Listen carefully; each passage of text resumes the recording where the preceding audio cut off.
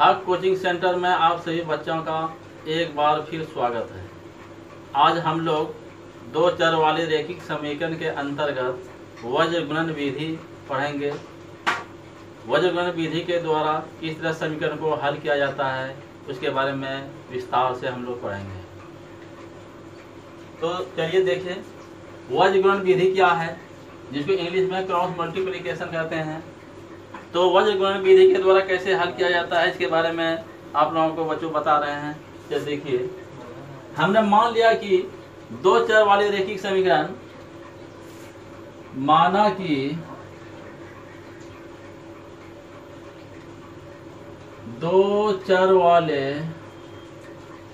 रैखिक समीकरण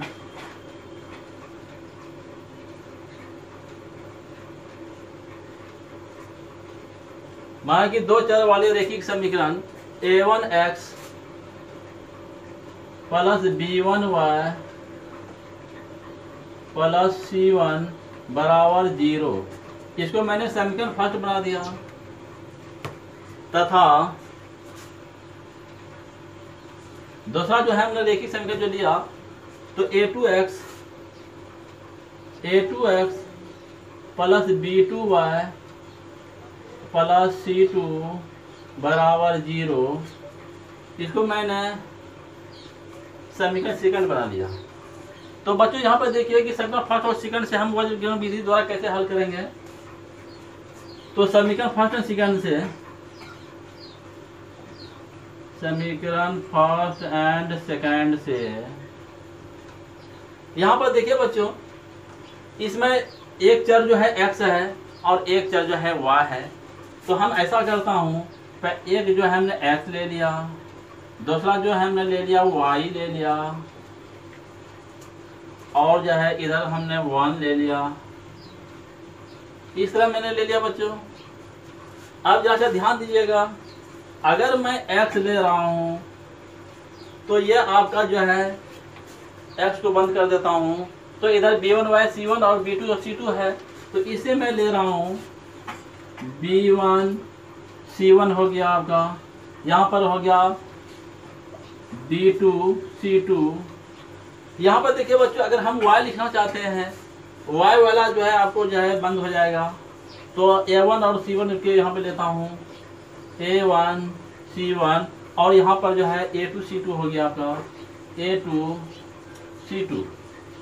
अब यह 1 जो है आपका अचर पद है बच्चों। तो यहाँ पर देखिए हमने क्या कर दिया, तो यह बंद हो गया आपका। तो इधर आपका हो गया a1 और b1, इधर हो गया आपका a2 b2। इस तरह बच्चों मैंने लिखा, आपने समझ लिया। x को अगर हम लिखना चाहते हैं तो क्या कर दिया, तो b1 c1 यहाँ पर लिया, b2 c2 ले लिया यहाँ पे। अगर y वाले को लिखना चाहते हैं तो a1 c1 मैंने लिया, a2 c2 लिया ये मैंने। अगर c1 और c2 को हमने लेना चाहते हैं तो यह बंद हो गया। तो a1 b1 यहाँ हो गया और a2 b2 हो गया आपका। अब देखिए बच्चों, हम आगे कैसे करता हूँ, जरा ध्यान दीजिएगा। इसको आप लोग अच्छी तरह से उतार लीजिए।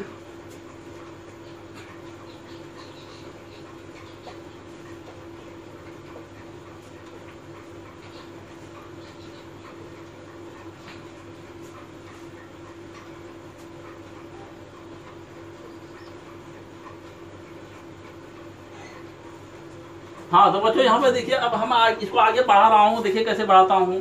तो यहाँ पर मैंने ले लिया इम्प्लाइड, यह मैंने x ले लिया, यह आपका जो है y है, और यह जो है आपका 1 है। तो देखिए बच्चों, यहाँ पे मैं क्या करूँगा, x जो यहाँ पर है, पहले मैं ये लूँगा, इसको गुना करूँगा। तो b1 c2 हो गया यहाँ पे, b1 c2। इसके बाद ये लूँगा, तो यहाँ से स्टार्ट करना है। तो b2 c1 माइनस क्या हो गया यहाँ पर, b2 c1। अब देखो बच्चों, यहाँ पर y वाले को अगर मैं लिखना चाहता हूँ तो इसमें आपको क्या करना होगा, इधर से अगर आप लीजिएगा जो चाल में चल रहा हूँ तो यहाँ पर माइनस आगे मैं देना पड़ेगा। तो इस माइनस से बचने के लिए मैं y वाले को यानी बीच वाले को क्या करता हूँ, ध्यान दीजिएगा। यहाँ पर मैं ऐसा करूँगा कि अगर ये चाल चलते हैं जो हम सीरियल से चल रहा हूँ, तो यहाँ पर माइनस से बचने के लिए मैं क्या करूँगा, इसके चाल को बदल दूंगा। मतलब यह कहने का हुआ कि सबसे पहले मैं इसको इस बार लूँगा, तो मतलब क्या होगा, यहाँ पे A2C1 हो गया, A2C1 माइनस अब ये लूँगा तो A1C2 हो गया, यहाँ पे A1C2 हो गया बच्चों, A1C2 हो गया आपका। ये समझ लिया बच्चों। अब हम 1 वाले को लिखना चाहते हैं, तो इसमें देखिए क्या करूँगा, चाल वही रहेगा जो मैं चल रहा हूँ। तो मतलब है कि पहले मैं इसको लूँगा, तो A1B2 हो गया, यहाँ पे A1B2 माइनस हो गया। इस बार जो है हम इसको लूँगा, तो क्या हो गया, A2B1। A2B1 इस तरह का जो मैंने बनाया कि किस तरह लेना है, इस विधि को हम लोग जो है वज्र गुणन विधि कहते हैं। इसी विधि के द्वारा हम लोग जो है अभी एक्सरसाइज 3.5 का क्वेश्चन सॉल्व करेंगे। तो यह बच्चों आपने समझ लिया x को कैसे लेना है। तो B1C2 पहले लेना है माइनस B2C1 हो गया। यहाँ पे y वाले को लेना चाहते हैं, तो क्या किया मैंने, चाल जो यह था इसको मैंने नहीं लिया, मैंने चाल बदल दिया, A2C1 माइनस A1C2 ले लिया, यहाँ पे बराबर इसमें लिया, चाल वही है आपका A1B2 माइनस A2B1। इस तरह जो हमने लिया, यह वज्र गुणन विधि कहलाता है। अब हम एक्सरसाइज 3.5 का क्वेश्चन सॉल्व करेंगे, तो आप इसको अच्छी तरह उतार लीजिए। देखो बच्चों, यहाँ पे क्वेश्चन नंबर 1 का जो है हम लोग 2 बनाने जा रहा हूँ। यह एक्सरसाइज 3.5 का है। इसमें कह रहा है कि निम्न समीकरण युग्म को वज्र गुणन विधि से हल कीजिए। मतलब कि हमको जो है वज्र गुणन विधि से हल करना है। तो क्वेश्चन नंबर 2 का है, दिया हुआ है 2x प्लस y बराबर 5 है आपका। 2x प्लस y बराबर क्या है, हम लोग का 5 है। हम ऐसा करता हूँ, तो 2x प्लस y माइनस 5 बराबर 0, इसको मैं समीकरण फर्स्ट बना दिया। चल क्या बात। तो अब यहाँ पे हम ऐसा करता हूँ, इसमें मैं A1 ले लेता हूँ। A1 मेरा क्या होगा, तो 2 होगा बच्चों। B1 मेरा क्या होगा जरा बताओ। तो B1 जो मेरा हुआ तो 1 हो गया, यहाँ पे C1 कितना हो गया, तो माइनस 5 हो गया आपका। इस तरह मैंने लिखा समीकरण फर्स्ट को, इस तरह मैंने लिख लिया। अब जो है दूसरा समीकरण जो है, तथा जो है आपका 3x प्लस 2y बराबर 8 है आपका, या 8 है बच्चों। तो यहाँ पर देखिए मैं क्या करने जा रहा हूँ, implied 3x plus 2y minus 8 बराबर हो गया आपका 0। इसको मैंने समीकरण सेकंड बना दिया। इसको क्या बना दिया बच्चों मैंने, तो समीकरण सेकंड। इससे A2B2C2 निकाल लेता हूँ मैं।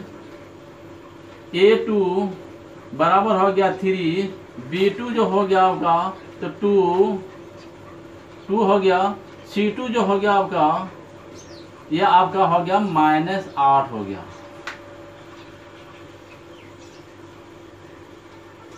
इस तरह मैंने बच्चों लिख लिया। अब क्या करना चाहिए, ध्यान दीजिएगा। अब A1/A2 निकाल लेता हूँ। A1/A2 मेरा क्या होगा, जल्दी से बच्चों बताओ। A1/A2 यहाँ पे देखो 2 है, तो 2/3 हो गया, 2/3 कोमा B1/B2 निकाल लेता हूँ। B1/B2 निकाल लिया।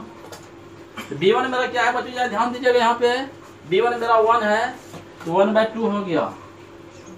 क्या हो गया, 1/2 हो गया। तो यहाँ पे आप देख रहे हैं A1/A2 2/3 है, B1/B2 1/2 है, इसीलिए हो गया आपका, इसीलिए A1/A2 can not B1/B2 B2 है।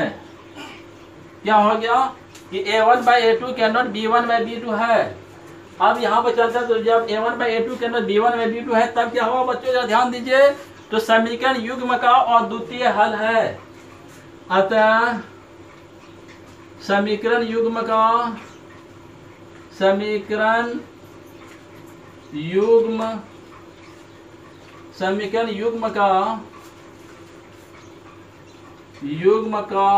और द्वितीय हल है।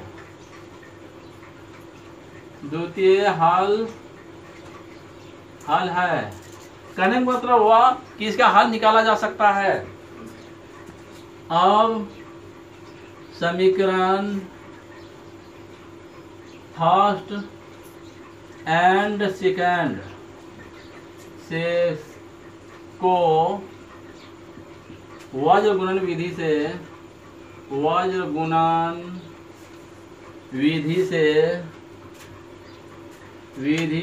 हल करने पर हाँ, तो बच्चों हमने क्या किया कि समीकरण फर्स्ट और सेकंड को हम अब वज्र गुणन विधि से हल कर रहा हूं। तो ध्यान दीजिएगा, यहाँ पे समीकरण फर्स्ट क्या है, 2x प्लस y माइनस 5 बराबर 0, यह है आपका। दूसरा जो है आपका 3x प्लस 2y माइनस 8 बराबर 0, यह आपका है। दोनों समीकरण से मैंने लिखा 2x प्लस वाई माइनस 5 बराबर 0 और 3x प्लस 2y माइनस 8 बराबर 0, यह है।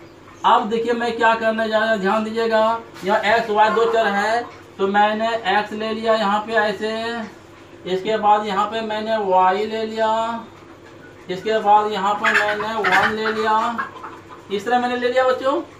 अब जैसे ध्यान दीजिएगा, x वाला जो मैं लिख रहा हूँ तो यहाँ क्या लिखूंगा, तो 1 माइनस 5 हो गया, और यहाँ क्या बचा 2 माइनस 8 हो गया। यहाँ पर y बना लूँगा, यह बंद हो गया, तो 2 माइनस 5 हो गया, और जो है 3 माइनस 8 हो गया यहाँ पे। अब 1 वाले को लिखना चाहते हैं, तो 2 1 हो गया, 3 2 हो गया। इस तरह मैंने बच्चों ले लिया, समझ में कैसे लिया मैंने, इम्प्लाइड चलता हूँ, x ले लिया बराबर इधर y ले लिया मैंने, बराबर के 1 ले लिया मैंने। अब देखिए ध्यान दीजिएगा, ऐसे गुना करूंगा मैं, एक लॉन्ग करके बना रहा हूं, तो क्या होगा, ध्यान दीजिएगा, तो 1 गुना माइनस 8 हो गया यहाँ पे, अब माइनस हो गया, 2 गुना माइनस 5 हो गया यहाँ पे। अब जरा ध्यान दीजिएगा, यहाँ पे 4 ई लूंगा पहले मैं, इसके बाद ये 4 लूंगा, तो चलिए ये 4 लेता हूँ, तो 3 गुना माइनस 5 हो गया, माइनस हो गया, यहाँ पे लेता हूँ 2 गुना माइनस 8, 2 गुना क्या हो गया माइनस 8 हो गया ये आपका।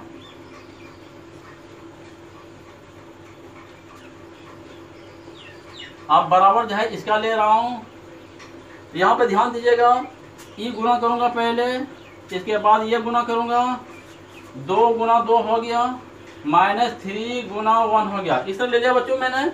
अब जरा देखिए इसको आगे बढ़ा रहा हूँ, ये x हो गया, ध्यान दीजिएगा, ये आपका जो है y है, ये आपका जो है 1 है आपका। तो बच्चों यहाँ पे ध्यान दीजिए, आप क्या करना चाहते हैं, 1 गुना माइनस 8 करूँगा तो माइनस 8 हो गया यहाँ पे, माइनस माइनस प्लस हो गया आपका, 2 5 10 हो गया यहाँ पे। यहाँ पे चलता हूँ, माइनस 15 हो गया आपका, माइनस माइनस प्लस हो गया, 8 गुना 16 हो गया आपका यहाँ पे, और यहाँ पे देखिए 2 गुना 4 और माइनस 3 हो गया। बच्चों इसको अच्छी तरह से उतार लीजिए। अब देखिए यहाँ पे इसको हम आगे बढ़ा रहा हूँ,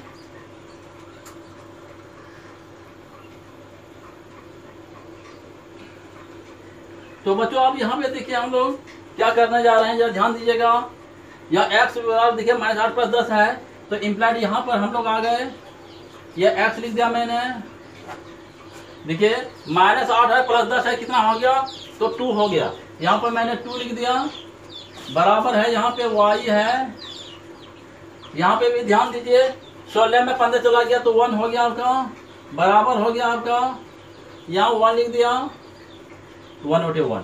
समझ आ गया बच्चों? यहाँ x/2 y/1 और 1/1 है। अब देखिए इसको कैसे हल कर रहा हूँ, जरा ध्यान दीजिएगा। ई पार्ट बराबर ये लिख देता हूँ x/2 बराबर 1/1 तथा इसको भी लिख देता हूँ, यहाँ इसको लिखता हूँ y/1 बराबर 1/1 हो गया आपका। तो इम्प्लाइड क्या हो गया आपका, x बराबर हो गया आपका 2 और इधर जो है क्या हो गया आपका, y बराबर जो हो गया 1। इसीलिए अभीष्ट मान क्या हो गया आपका, अभीष्ट मान x बराबर हो गया आपका 2, y बराबर हो गया 1। यह आपका वैल्यू निकल गया आपका, हाँ कितना हम लोग मान आया, x बराबर 2 y बराबर 1। यह जो है हम लोग वज्रगुणन विधि के द्वारा जो है समीकरण को सॉल्व किया। अब इससे आगे का क्वेश्चन हम लोग जो है सॉल्व करते हैं। यहाँ पे देखो बच्चों, ये क्वेश्चन नंबर 2 है, 2 का 2 है। के किन मानों के लिए निम्नरेखिक समीकरणों के युग्म का कोई हल नहीं है। कहने का मतलब है कि के का क्या मान होगा जो निम्नरेखिक समीकरणों के युग्म का कोई हल नहीं होगा। तो यहाँ पर दिया हुआ है 3x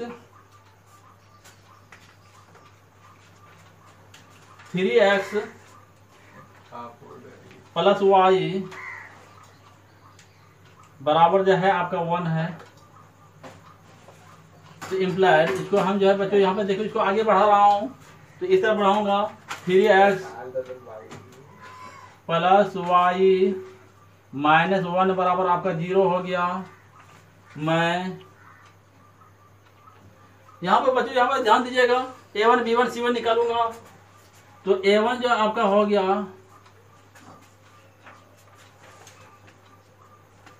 a1 जो हो गया आपका, a1 हो गया आपका 3, b1 हो गया आपका 1 और c1 जो हो गया आपका -1 हो गया आपका। इस समीकरण से हम लोग जो है a1 b1 c1 निकाल लिया। तथा चलते हैं, अगला जो है आपका दिया हुआ है तथा 2k -1 इंटू x है आपका प्लस k -1 इंटू y है आपका बराबर जो है यहाँ पे 2k + 1। हाँ देखिए तो बच्चों यहाँ पे ध्यान दीजिए, अगला जो है हम लोग का 2k - 1 इंटू x अब प्लस है आपका k - 1 इंटू y बराबर है 2k + 1। तो अब देखो बच्चों इसको आगे बढ़ा रहा हूं तो 2k - 1 into x plus k -1 into y और इसको जो है बच्चों आगे इस तरफ ला रहा हूं तो माइनस हो गया 2k + 1 बराबर हो गया आपका 0। समझ आ गया बच्चों यहाँ पे। अब a2 b2 निकाल रहा हूं मैं। a2 जो हो गया आपका 2k - 1, b2 जो हो गया आपका k - 1, c2 जो हो गया आपका -2k + 1। यह आपका दिया हुआ है बच्चों, इसलिए a2 b2 c2 मैंने निकाल लिया। अब देखिए क्या करता हूं, अब जो यहाँ पर समय सवाल में है आप प्रश्न से अब प्रश्न में देखिए क्या कह रहा है कि समीकरण युग्म का कोई हल नहीं है। अब प्रश्न से समीकरण युग्म का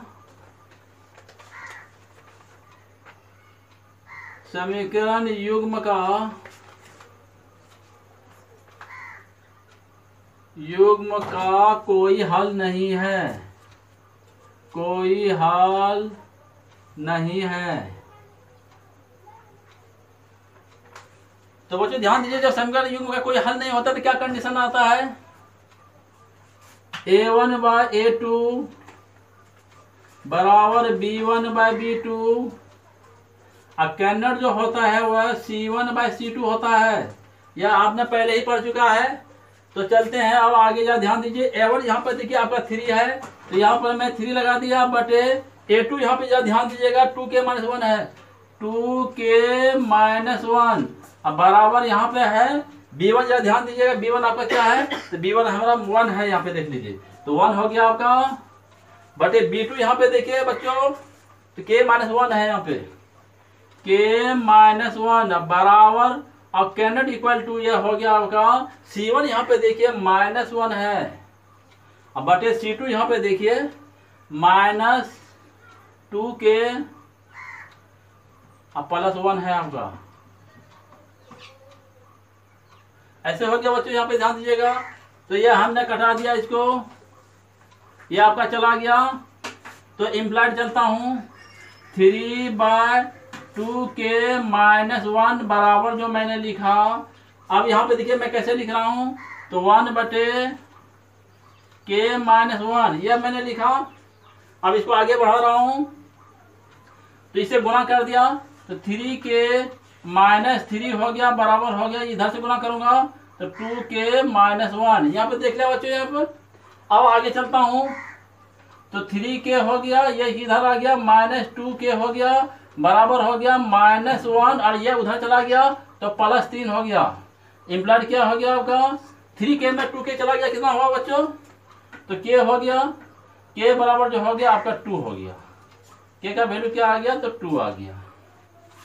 अब यहाँ पे चलता हूँ, तथा लिखता हूँ यहाँ पे 1/k-1 can not equal to 1/2k+1।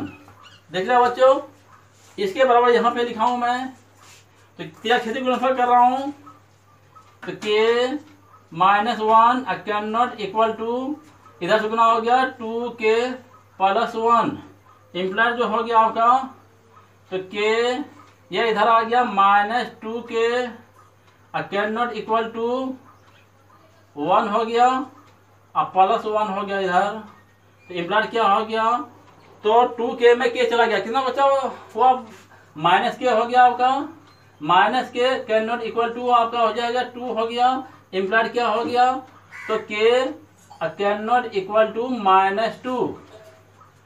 अब बच्चे इसको आगे बढ़ा रहा हूं, यहाँ पे मिटा रहा हूं,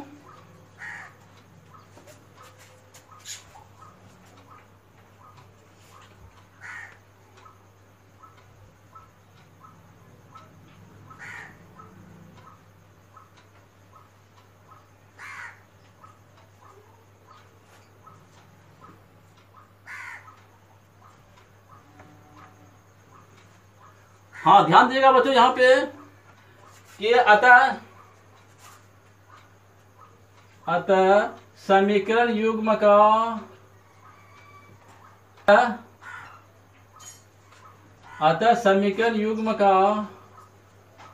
समीकरण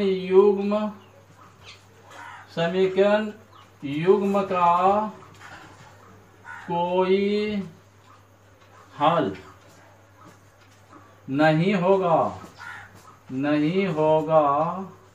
यदि k बराबर 2 है। यही हम लोगों का क्वेश्चन सॉल्व हो गया बच्चों। क्या कहा कि समीकरण का हल नहीं होगा, कब नहीं होगा, जब k बराबर 2 है। तो इसको अच्छी तरह से आप लोग बच्चों उतार लीजिए। अब जो है इससे आगे का क्वेश्चन हम सॉल्व करेंगे। देखो बच्चों यहाँ पे क्वेश्चन नंबर ये 3 है और पेज नंबर 70 है। निम्नलिखित समीकरणों के युग्म को वज्रगुणन विधि से हल करना है। इसको भी जो है हम लोगों को वज्रगुणन विधि से ही हल करना है। तो दिया हुआ है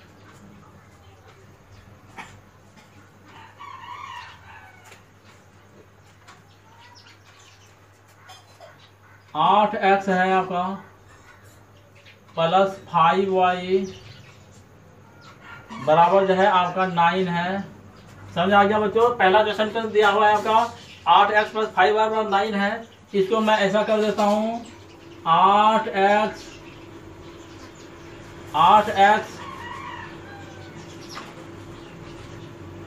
8x प्लस 5y माइनस 9 बराबर जो हो गया आपका 0। यह समीकरण फर्स्ट हो गया। तथा दूसरा जो हम लोगों का दिया हुआ है 3x है प्लस 2y बराबर 4 है आपका। तो इम्प्लाइड इसको मैं लिख रहा हूँ 3x प्लस 2y बराबर माइनस 4 हो गया, यहाँ पे बराबर हो गया आपका 0। यह आपका जो है समीकरण सेकंड हो गया बच्चों। अब संख्या फर्स्ट और सेकंड को वज्र गुणन विधि से हल कर रहा हूँ। अब वज्र गुणन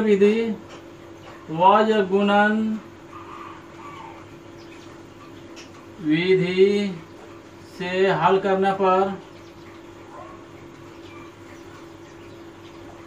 हाँ तो बच्चों देखो यहाँ पर जो है अब इसको हमें वज्र गुणन विधि से हल कर रहा हूँ। तो यहाँ पर मैंने x ले लिया, यहाँ वो पर y ले लिया मैंने, और यहाँ पर जो है 1 ले लिया मैंने। जरा ध्यान दीजिएगा। तो x वाला बंद हो गया आपका, 5 और माइनस 9 हो गया आपका, 5 माइनस 9 हो गया। और यहाँ पर भी बच्चों जरा ध्यान दीजिएगा 2 और माइनस 4 हो गया, 2 माइनस 4 हो गया यहाँ पे। अब y वाला हम ले रहा हूँ 3 और माइनस 4 हो गया यहाँ पे, 3 माइनस 4 हो गया आपका। इसमें ले रहा हूँ क्या कि y वाला लिया तो क्या हो गया यहाँ पे y का ले रहा हूँ तो 8 और माइनस 9 हो गया यहाँ पे, माइनस 9 हो गया। और यहाँ पे देखिए 3 और माइनस 4 हो गया यहाँ पे, 3 माइनस 4 हो गया। फिर यहाँ पे चलता हूँ 1 वाले को लिख रहा हूँ। तो यहाँ पे देखिए 8 5 आ गया और 5 हो गया। और यहाँ पे हो गया 3 और 2, 3 2 हो गया। फिर बच्चों एक बार मिलान कर लेते हैं कि ये x वाले को मैं लिखना चाह रहा हूँ। तो 5 और माइनस 9 आ गया, 2 और माइनस 4 आ गया। y को ले रहा हूँ तो 8 और माइनस 9 आ गया और 3 माइनस 4 आ गया। 1 वाला लेता हूँ, 8 5 आ गया आपका और यहाँ पे 3 और 2 आ गया। अब इसको आगे बढ़ा रहा हूँ बच्चों, ध्यान दीजिएगा। इम्प्लाइड यहाँ पे मैंने x लिख लिया बराबर यहाँ पे y लिख लिया मैंने, बराबर के यहाँ पे 1 लिख लिया मैंने। चलो बच्चों यहाँ पे ध्यान दीजिए। सबसे पहले यहाँ गुणा करूंगा 5 गुना माइनस 4 क्या हो गया, 5 गुना माइनस 4 हो गया, माइनस हो गया आपका 2 गुना माइनस 9, 2 गुना कितना हो गया आपका माइनस 9 हो गया ये आपका। यहाँ तक लिख लिया। इसके बाद इसको और आगे बढ़ा रहा हूँ। यहाँ पे हो गया 3 गुना जो हो गया माइनस 9 हो गया। इसके बाद जो है माइनस हो गया आपका 8 गुना जो है माइनस 4 हो गया यहाँ पे। और यहाँ का लिख रहा हूँ 8 गुना 2 हो गया यहाँ पे, 8 गुना 2 और माइनस हो गया आपका 5 गुना 3, 5 गुना 3 हो गया यहाँ पे। अब देखो बच्चों यहाँ पे ध्यान देता हूँ, यहाँ पे क्या हो गया x बटे जो हो गया आपका 5 चौक 20 माइनस 20 हो गया और माइनस माइनस प्लस हो गया 9 2 18 हो गया यहाँ पे। अब बराबर हो गया यहाँ पे y ले लेता हूँ यहाँ पे। अब देखिए माइनस 27 हो गया, माइनस 27 हो गया यहाँ पे। और माइनस माइनस आपका ये प्लस हो गया आपका 8 चौक 32 हो गया यहाँ पे। अब बराबर हो गया यहाँ पे 1 बटे हो गया 8 दूना 16 अब माइनस जो हो गया 5 या 15 हो गया यहाँ पे। हाँ यहाँ पे जैसा हो गया बच्चों। अब आगे बढ़ाता हूँ। x बटे जो हो गया आपका तो 18 20 माइनस 20 में 18 चला गया, माइनस 2 हो गया, बराबर हो गया आपका y बटे जो हो गया आपका 32 में 27 चला गया तो 5 हो गया आपका। और यहाँ पे हो गया 16 में 15 चला गया तो 1 बटे 1 हो गया। अब देखो बच्चों इसको आगे बढ़ा रहा हूँ। x बटे माइनस 2 बराबर हो गया y बटे 5 हो गया। हाँ यहाँ क्या लेना है, ये लेना है 1 बटे 1 लेना है तथा y बटे 5 बराबर हो गया 1 बटे 1 हो गया। इम्प्लाइड क्या हो गया x बराबर जो हो गया बच्चों यहाँ पे तो आपका -2 हो गया और y बराबर जो हो गया यहाँ पे तो 5 हो गया। तो यहाँ पर हम लोग क्या आया हल जो बच्चों x बराबर -2 y बराबर 5। इस तरह जो है हमने वज्रगण विधि से क्वेश्चन को सॉल्व कर लिया। अब इससे आगे का क्वेश्चन हम लोग जो है सॉल्व करते हैं। देखो बच्चों यहाँ पे ये क्वेश्चन नंबर 4 जो पेज नंबर 70 है का फर्स्ट क्वेश्चन जो है आपका है, एक छात्रावास के मासिक व्यय का एक भाग नियत है तथा शेष इस पर निर्भर करता है कि छात्र ने कितने दिन भोजन लिया है। जब एक विद्यार्थी ए को जो 20 दिन भोजन करता है, कितना दिन भोजन कर रहा है वो 20 दिन भोजन करता है, 1000 रुपया छात्रावास के व्यय के लिए अदा करने पड़ते हैं। जबकि एक विद्यार्थी बी, दूसरा विद्यार्थी जो है वह बी है, को जो 20 दिन भोजन करता है, छात्रावास के व्यय के लिए 1180 रुपया अदा करने पड़ते हैं। नियत व्यय और प्रतिदिन के भोजन का मूल्य ज्ञात करना है। तो चलते हैं। माना कि नियत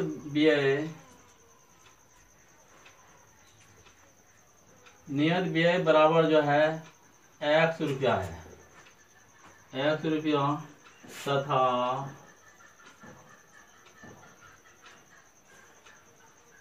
प्रतिदिन के भोजन का व्यय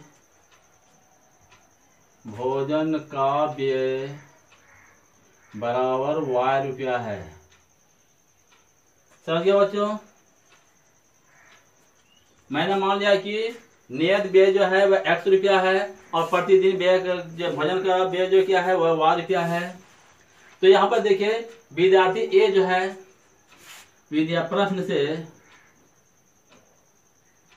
से विद्यार्थी ए के लिए मैंने हम दिखे निकाल रहा हूँ। विद्यार्थी ए जो है 20 दिन भोजन करता है। कितना दिन भोजन कर रहा है? 20 दिन भोजन कर रहा है और 1000 रुपया छात्रावास की व्यय के लिए अदा करने पड़ते हैं। तो विद्यार्थी ए के लिए मैं निकाल रहा हूँ प्रश्न से, तो x प्लस 20 दिन भोजन करता है तो 20y हो गया आपका, 20y हो गया आपका बराबर कितना पैसा जमा करना पड़ रहा है उसको, तो 1000 रुपया। तो यहाँ पर मैंने 1000 रुपया दे दिया। यह आपका समीकरण फर्स्ट हो गया आपका, क्योंकि x जो है ये नियत व्यय है, ये तो लगेगा ही। फिर प्रश्न से देखिए यहाँ पर विद्यार्थी बी जो है वह जो है कितना दिन भोजन कर रहा है, 26 दिन भोजन कर रहा है और कितना पैसा जमा करना पड़ रहा है उसको, 1180 रुपया। तो क्या हो गया मतलब x प्लस 26 दिन भोजन करता है, इसलिए 26y हो गया आपका बराबर कितना जो है उसको देना पड़ रहा है 1180। तो 1100 ये 80 हो गया आपका, ये समीकरण सेकंड हो गया आपका। तो समझ लिया बच्चों? अब हम ऐसा करता हूँ, समीकरण फर्स्ट में सेकंड को घटा देता हूँ। समीकरण फर्स्ट माइनस सेकंड करने पर, कहने का मतलब है कि समीकरण फर्स्ट में सेकंड को घटा रहा हूं तो x प्लस 20y हो गया यहाँ पे बराबर जो है 1000 है आपका, और x प्लस 26y है यहाँ पे बराबर है 1180 है। तो चूंकि समीकरण फर्स्ट में सेकंड को घटा रहा हूँ बच्चों, तो यहाँ पर माइनस हो गया, यहाँ भी माइनस हो गया, यहाँ भी माइनस हो गया, ये आपका कट गया, ये भी कट गया। तो नतीजा आपका हुआ -6y बराबर जो है 1180 में 1000 घट गया, कितना हो गया -180 हो गया आपका। यह माइनस माइनस चला गया आपका, तो मतलब हो गया कि y बराबर जो हो गया आपका कितना हो गया, तो 6 से भाग लेगा तो 30 हो गया। कितना हो गया? तो y बराबर आपका 30 हो गया। तो इम्प्लाइड कितना हो गया? y बराबर हो गया आपका 30 हो गया बच्चों। अब समीकरण फर्स्ट में, अब समीकरण फर्स्ट में y बराबर 30 मान रखने पर तो समीकरण फर्स्ट यहाँ पे देखो बच्चों, यहाँ पे है x प्लस 20y बराबर है 1000, यह है बच्चों।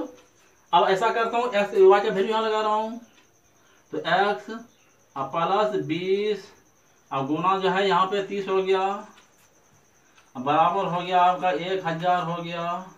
तो कहने का मतलब हुआ कि x प्लस जो है आपका 600 बराबर हो गया 1000 हो गया।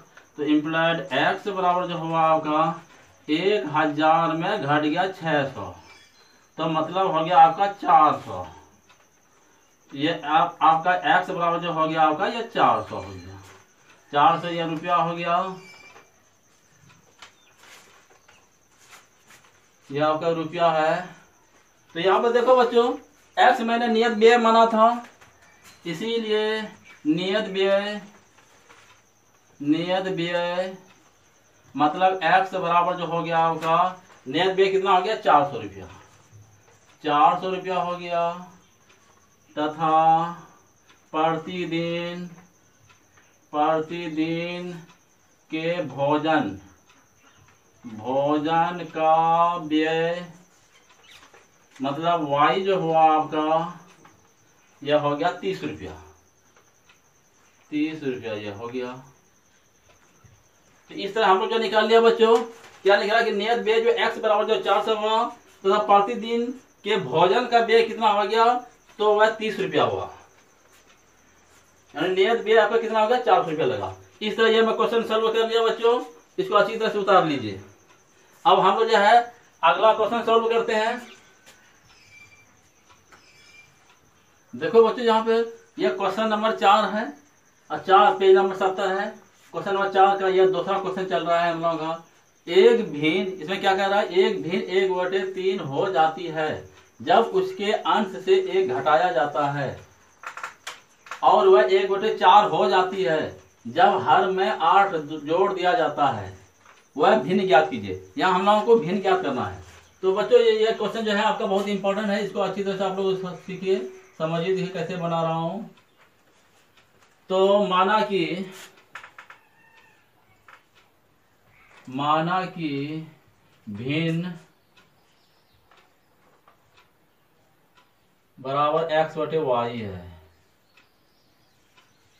क्या मान लिया मैंने, भिन्न मान लिया कि भिन्न जो है x/y है। तो प्रश्न से, इसीलिए प्रश्न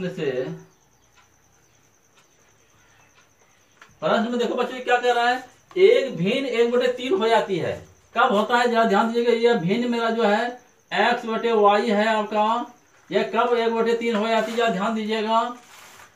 1/3 हो जाती है जब उसके अंश से 1 घटाया जाता है। क्या अंश में 1 घटाना है, मतलब अंश यहाँ मेरा 1 है, तो यहाँ पर मैंने घटा दिया। क्या कह रहा है कि भिन्न 1/3 हो जाती है जब अंश में 1 घटाया जाता है। x - 1 कर दिया बटे y बराबर 3 हो जाती है।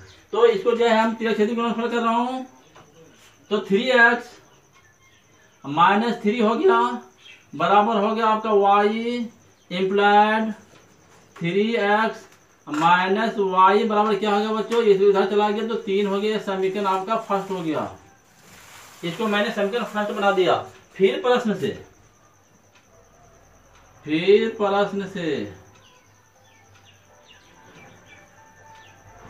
हाँ देखो बच्चों, फिर प्रश्न में क्या कह रहा है, वह 1/4 हो जाती है, वह 1/4 हो जाती है जब हर में 8 जोड़ दिया जाता है। कहने का मतलब है कि x/y यह मेरा भिन्न है, यह जो है आपका 1/4 हो जाती है। कब होता है, जब हर में 8 जोड़ दिया जाता है। क्या किया कि हर में 8 को जोड़ना है, यहाँ +8 कर दिया मैंने, ये जोड़ दिया मैंने। इसको तिरछेदी गुणनफल करता हूँ, तो 4x बराबर हो गया आपका y + 8 हो गया, इम्प्लाइड 4x - y बराबर जो हो गया आपका 8 हो गया। यह आपका समीकरण सेकेंड हो गया। आप जरा से ध्यान दीजिए बच्चों, यहाँ पे क्या करना जा रहा हूं, समीकरण फर्स्ट में सेकेंड को घटा रहा हूं। समीकरण फर्स्ट में से सेकेंड को घटाने पर, तो घटा रहा हूं बच्चों, यहाँ पे ध्यान दीजिएगा। तो 3x फर्स्ट मेरा जो है 3x minus 3x minus Y है आपका, बराबर कितना है, यहाँ पे ध्यान दीजिए 3 है, यहाँ पे 3 लिख दिया। और दूसरा जो समीकरण है 4x माइनस वाई है, बराबर जो है आपका 8 है। तो यहाँ पे बच्चों मैंने घटाने की बात बोला है, तो माइनस हो गया, ये प्लस हो गया, ये आपका माइनस हो गया, तो ये आपका y कट गया। तो -4x में 3x चला गया, तो -x हो गया आपका। अब बराबर यहाँ पर -8 में 3 चला गया, तो -5 हो गया। तो ये माइनस में चला गया, तो कहने का मतलब हुआ कि x बराबर जो हम लोगों का निकला वह 5 हो गया। अब समीकरण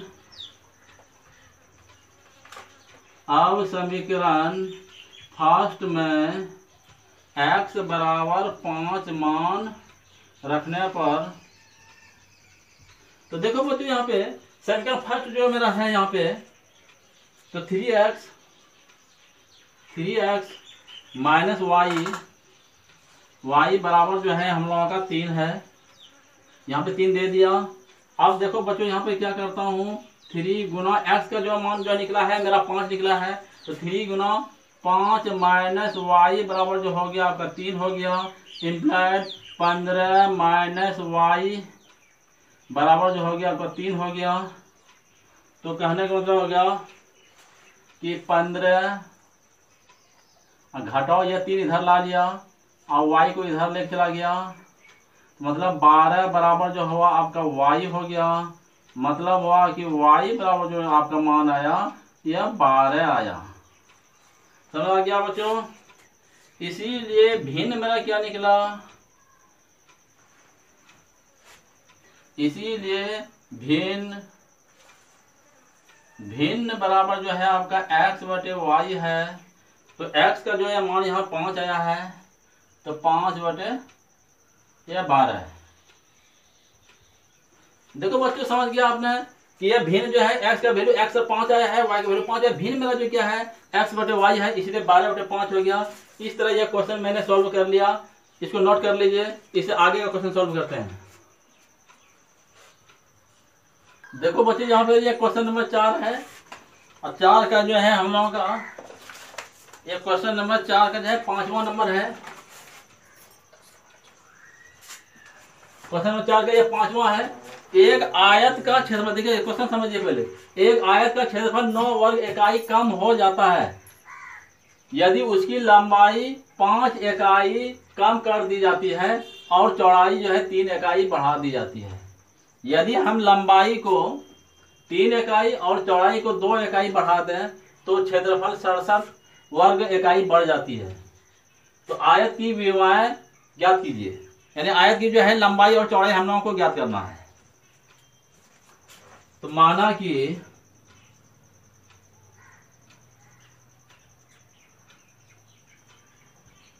आयत की लंबाई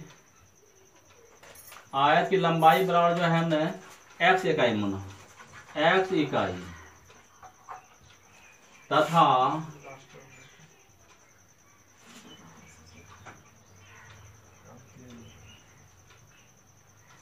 तथा चौड़ाई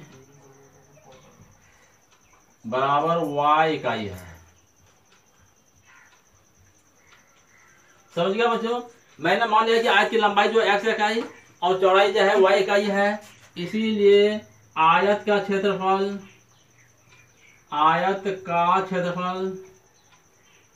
बराबर क्या हो जाता है, तो लंबाई गुना चौड़ाई होता है, तो x y हो गया, x y हो गया आपका, वर्ग इकाई हो गया ये आपका। तो बच्चों ये क्वेश्चन जो हम बना रहा हूं, ये क्वेश्चन बहुत इंपॉर्टेंट है, इसको अच्छी तरह से आप लोग देखिएगा, ये एग्जाम में अक्सर आता है। तो आयत का क्षेत्रफल कितना निकला, यानी मूल आयत का जो क्षेत्रफल निकला हुआ एक्स वाई वर्ग इकाई निकला। अब यहाँ क्वेश्चन में देखिए क्या कह रहा है प्रश्न में, कि एक आयत का क्षेत्रफल 9 वर्ग इकाई कम हो जाता है यदि उसकी लंबाई 5 इकाई कम कर दी जाती है। इसका मतलब लंबाई में x - 5 कर दूंगा और चौड़ाई 3 इकाई बढ़ा जाती है, मतलब y प्लस 3 हो जाएगा। तो नए आयत का क्षेत्रफल क्या हो जाएगा, तो इसको गुणा कर दूंगा।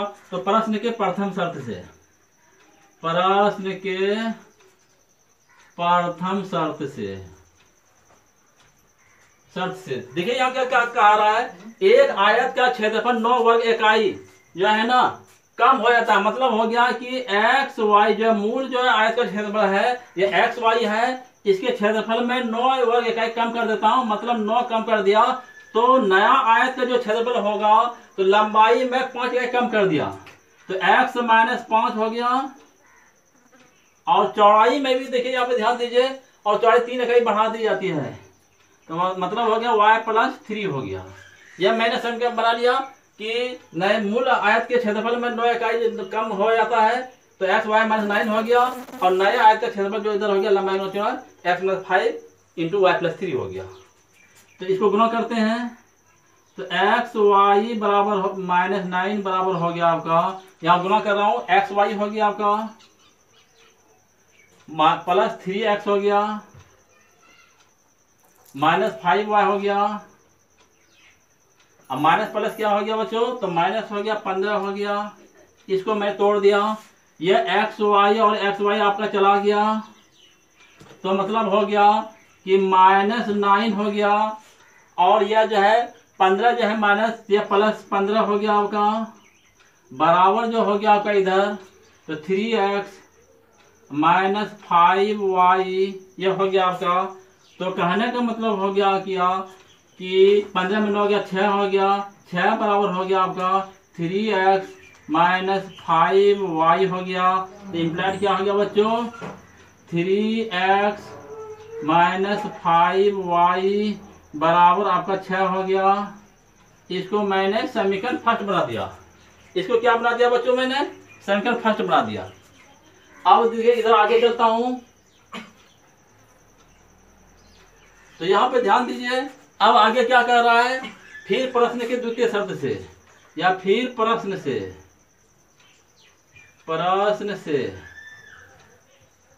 में देखिए क्या कह रहा है कि यदि हम लंबाई को 3 इकाई क्या करें, लंबाई को 3 इकाई और चौड़ाई को 2 इकाई बढ़ा दें तो क्षेत्रफल 67 वर्ग इकाई बढ़ जाती है। तो कहने का मतलब हुआ कि एक्स वाई जो है यह मेरा मूल क्षेत्रफल है आयत का, इसमें जो है हम क्या कर देता हूँ कि 67 जो है वर्ग इकाई बढ़ जाता है। इसका मतलब एक्स वाई प्लस जो है 67 हो गया, इस तरह मैंने लिख दिया। और नया आयत का जो क्षेत्रफल होगा, लंबाई को 3 इकाई बढ़ाना है, तो एक्स प्लस आपका 3 हो गया, और चौड़ाई में भी जो है हम लोगों को 2 इकाई बढ़ा देना है, तो प्लस आपका 2 हो गया।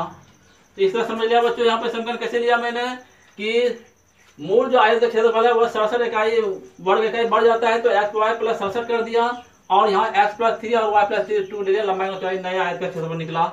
अब इसको तोड़ते हैं, तो एक्स वाई प्लस 67 हो गया आपका, बराबर हो गया एक्स, इससे गुणा कर रहा हूं, तो एक्स वाई हो गया प्लस 2x हो गया प्लस 3y हो गया, अब प्लस प्लस प्लस हो गया, 3 2 6 हो गया। ये एक्स वाई और एक्स वाई आपका चला गया, तो नतीजा हम लोगों का क्या निकला कि ये 67 हो गया। यह 6 को इधर ला रहा हूं, इस पार कर रहा हूं, तो माइनस 6 हो गया, बराबर हो गया 2x प्लस 3y। यह हो गया बच्चों। अब हम इसको क्या करता हूं, यह 67 में 6 चला गया, कितना हो गया, तो 61 हो गया, बराबर हो गया 2x प्लस 3y हो गया। तो इम्प्लाइड हो गया आपका 2x प्लस 3y बराबर जो हो गया आपका 61 हो गया। यह जो है आपका सेकंड हो गया, समीकरण सेकंड हो गया। तो बच्चों यहाँ पे ध्यान दीजिए, 3x माइनस 5y बराबर 6 हुआ है, यह समीकरण फर्स्ट है, और समीकरण सेकंड देखिए यहाँ 2x प्लस 3y बराबर 61 है। अब इसको जो है हम क्या करता हूँ कि समीकरण फर्स्ट को 2 से और सेकंड को 3 से गुणा करके घटाने पर, तो बच्चों इसको अच्छी तरह उतारिए।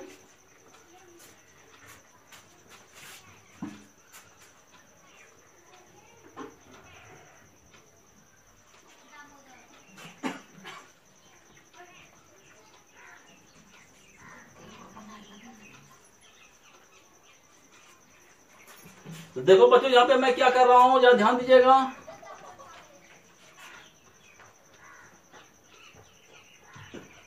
तो समीकरण फर्स्ट को जो है 2 से गुना करता हूं।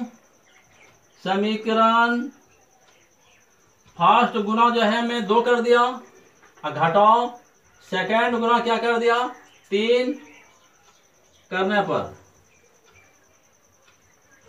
तो यहां पर देखो बच्चों मैंने इसको जो है 2 से गुना किया हूं, तो 2 तिया 6x हो गया आपका, 6x माइनस 2 5 10y हो गया, यहाँ पे 10y हो गया, बराबर कितना हो गया यहाँ पे, तो 12 हो गया आपका।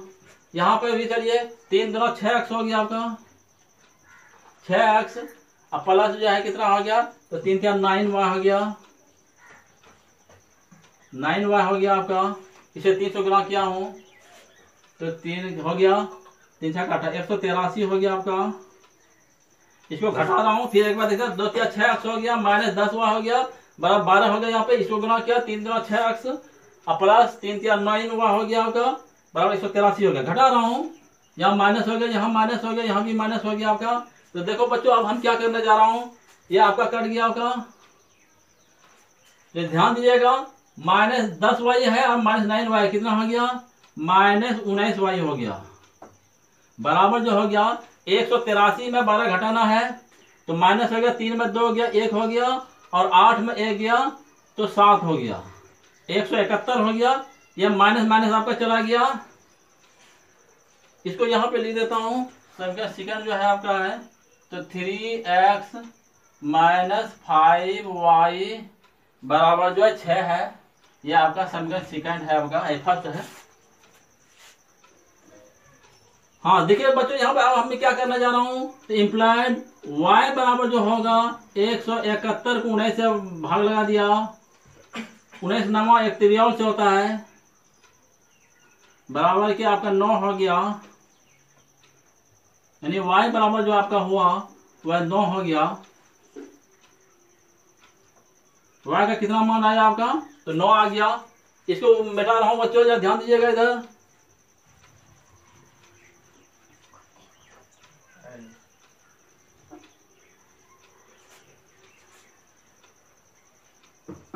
हाँ देखिए अब हम क्या करते हैं, समीकरण फर्स्ट में y बराबर 9 मान रखने पर, तो समीकरण फर्स्ट जो मेरा है 3x माइनस 5y बराबर जो है आपका 6 है। इसको भी मिटा रहा हूं। हाँ देखिए ध्यान दीजिएगा यहाँ पे, तो y का मान जो है मेरा 9 आया है, तो 3x माइनस 5 गुना 9 हो गया, बराबर आपका 6 हो गया, तो 3x माइनस 45 हो गया, बराबर 6 हो गया। तो इम्प्लाई 3x बराबर जो हो गया 6 और प्लस 45 हो गया, बराबर जो है आपका 51 हो गया, 51। इम्प्लाइड x बराबर कितना हो गया, तो 17 या 51 17 हो गया आपका, x का वैल्यू कितना आ गया 17 का हो गया।